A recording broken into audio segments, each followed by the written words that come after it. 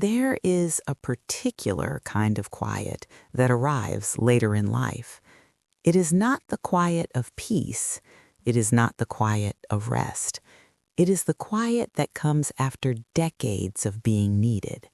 The quiet that follows school runs and packed lunches, after early alarms and late-night worries, after birthdays planned and arguments smoothed over, after careers built, bills paid, and expectations carried without complaint. Margaret had been retired for 6 months when she first noticed it. The house was not empty, but it felt paused.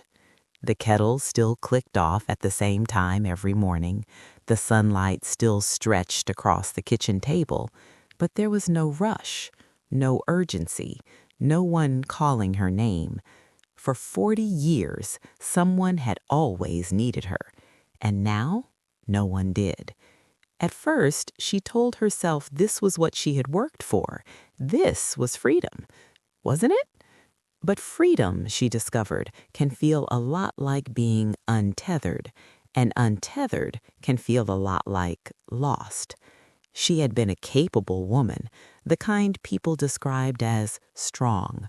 Strong during financial stress, strong when her husband changed jobs, strong when her mother became ill, strong when her children left home and she swallowed the ache quietly. She had built her identity on reliability, on being steady, on being the one who held everything together.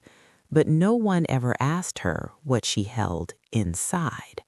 One Tuesday morning, she sat at the kitchen table long after her tea had gone cold. The silence felt heavier than usual. She looked around the room, the same walls she had painted herself years ago, and felt something she didn't have a word for. It wasn't sadness exactly, it was absence, not of people, of purpose. She realized something then that startled her.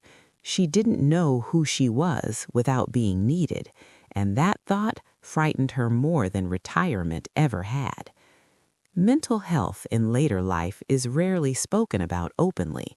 We talk about young people finding themselves. We talk about midlife crises, but we don't often talk about the quiet emotional shift that comes after the busiest years have passed, when your role changes, when the world no longer pulls at you, when you are left alone with yourself. Margaret had spent so many years choosing responsibility that she had forgotten how to choose herself, and now she wasn't sure where to begin. That evening, she found herself standing at the back door, looking out at the garden. It had been neglected lately. Weeds had crept in around the edges. The roses had grown wild and uneven. She almost turned away, but instead she stepped outside. The air was cool. The soil smelled rich and alive.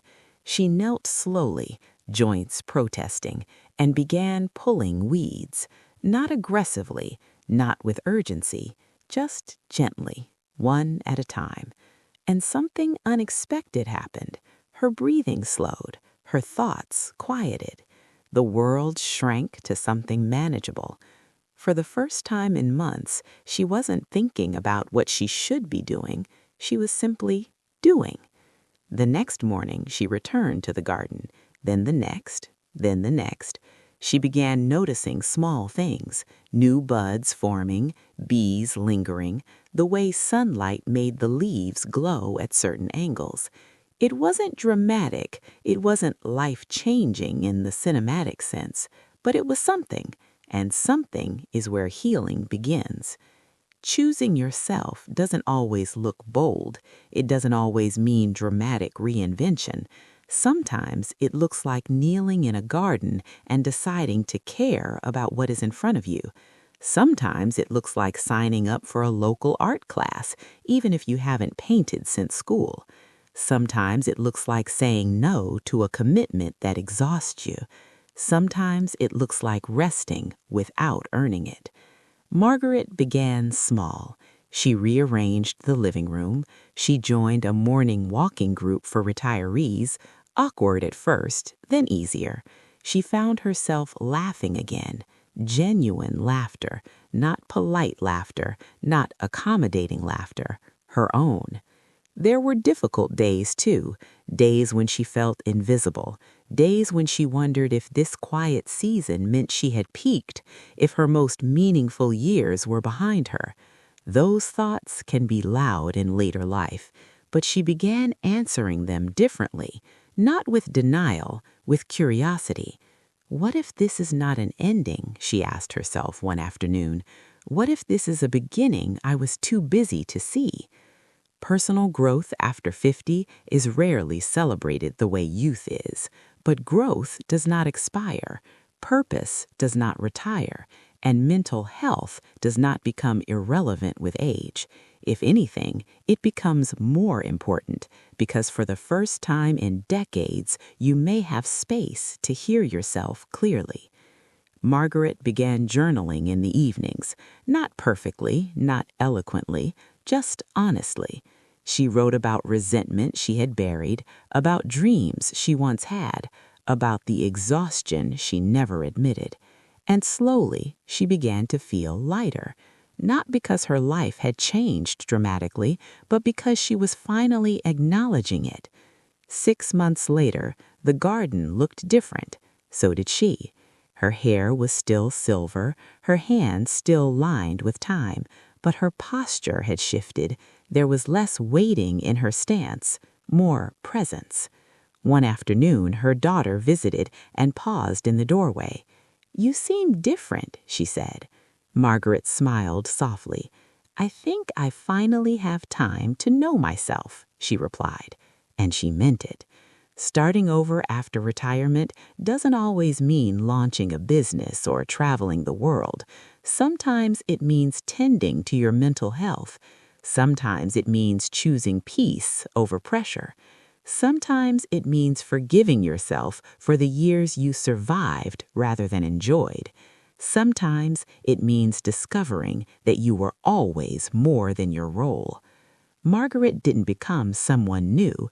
She became someone remembered, the version of herself that had existed quietly beneath responsibility, the curious girl, the thoughtful woman, the person who once had interests beyond obligation. There is a particular kind of quiet that arrives later in life, but it does not have to be empty. It can be spacious. It can be fertile.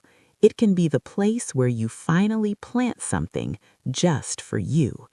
If you are in that season now, if the house feels paused, if retirement feels heavier than expected, if your mental health feels fragile in ways you don't speak about, you are not behind. You are not fading. You are not finished. You may simply be standing at the edge of a beginning that requires no audience, only honesty, only patience, only you. And perhaps tomorrow morning, when the kettle clicks off and the sunlight stretches across your kitchen table, you might sit for a moment longer. You might ask yourself one small question. What would it look like to choose myself today? Then begin there, gently, one weed at a time. If this story feels familiar, this is our quiet roll call.